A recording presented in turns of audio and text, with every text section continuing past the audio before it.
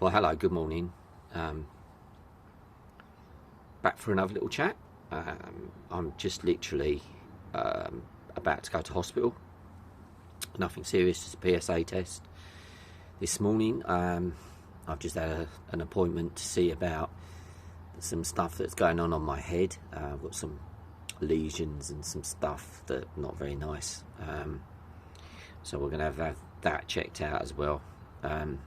It certainly is one jolly joyride, this. It's not one thing, it's another thing. But anyway, so I thought, rather than flood the video with negative stuff, I wanted to think about something that I wanted to share that's rather positive. If I was to say to you, there's something you can get that's free of charge that promotes physical health, mental health, self-esteem,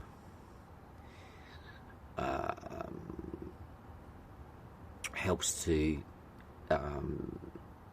stop depression, helps with anxiety. You'd think that would be an amazing product, right? And you'd probably go, yeah, I'll have one of those. If it's in a pill form, I think everyone would want to take it. But all it is something that you could do and culture a daily habit. And all that habit is very simple. And I have mentioned this before, but not maybe in so much detail, about the benefits of this habit. The habit is being kind. That's all it is, just being kind. Being kind releases chemicals, hormones, endorphins that are really good for you and have such benefits for people, particularly going through the trauma of cancer. And being kind on a daily basis and intentionally kind. There's a difference with just being kind, but actually intentionally being kind and recording it is extremely good for you. And most people really think being kind is good for the person who's receiving the kindness, which of course is true. But the effect of someone being kind to somebody, the person doing the kindness also receives the benefits as well. So for instance, there's an increase in levels of dopamine and oxytocin, two feel-good chemicals. Dopamine is like eating a bar of chocolate. If you like chocolate, that is. You want more, don't you? And that's because your body's producing dopamine, which is that reward chemical. If I eat a bit more, I feel better. Oxytocin is a bonding chemical. It's also known as the love hormone.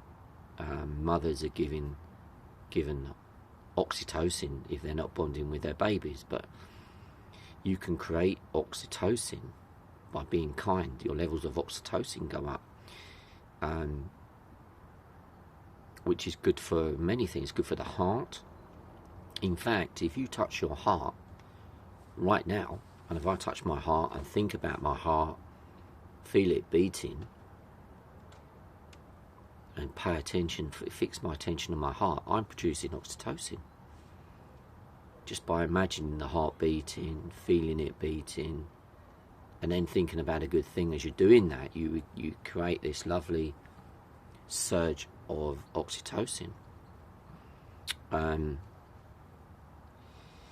you've got dopamine, oxytocin, then you've also got something called serotonin. Increases levels of serotonin. Now, serotonin is the thing that stops depression. People with cancer often get depressed. Okay, I've been depressed. In the 3.5 years since my diagnosis, I've gone through a bit of depression. I'm not frightened to say that. Had some help with it. It turned out I probably knew more about what the things I needed to do than the person telling me, to be really honest, but that's, the way it goes. So you get an impulse of serotonin. Serotonin is the thing that makes you happy. Lack of serotonin is what causes depression and also a certain level of anxiety.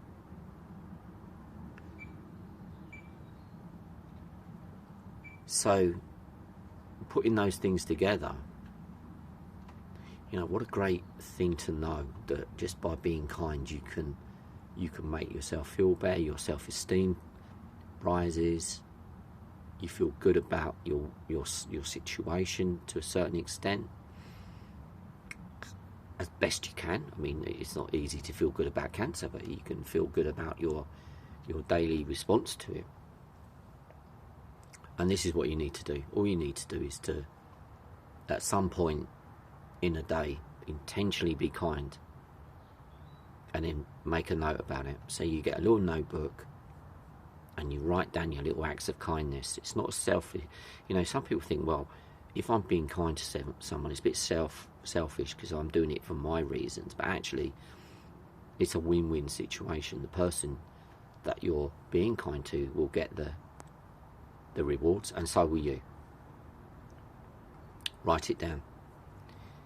And then when you've done it for about a week and you've got these little list of kindnesses you've done, read them out. Start reading them to yourselves before you go to bed, because then you set your subconscious mind starts to just through the night acting on those kindnesses will again just, it's like another dose of kindness. Go to bed with bad thoughts in your head, you wake up sometimes with bad thoughts. Troubled minds before you go to sleep is not a good recipe for good sleep. A nice feeling of positivity before you go to sleep is a good way to go to sleep. So writing down your kindnesses and keep referring to them. So as the list gets longer, keep reading them out to yourself. Keep setting some intention during the day to be kind. Once, twice, can be really something very, very small. You can even write, I smiled at someone. I held a door open for somebody. You could ring someone that you need to talk to that you've been putting that off, or someone out of the blue, just to see how they are. They pick that phone up, you're there, and that changes their world for a little while.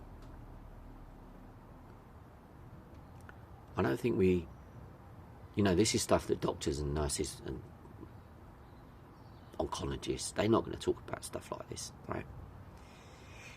Because although they probably realise that it is true, it's not something on their agenda, but it's something that we can do that can just make our world a better place to be in, and the ones around us that we affect with this kindness. It's a ripple effect. It helps other people, and perhaps if you're kind to someone, they might actually feel the need to be kind to somebody else.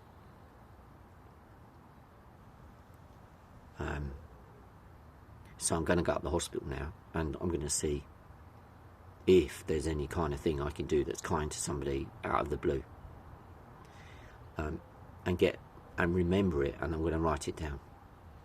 But what would be interesting as this group is expanding is to get people's thoughts about this, and to let me know and let us know as a group your own experiences with this, and how does it make you feel. So go out there today and deliberately perform a random act of kindness and pay attention to what you've done, and tell me how it feels, because the effect lasts for a long time.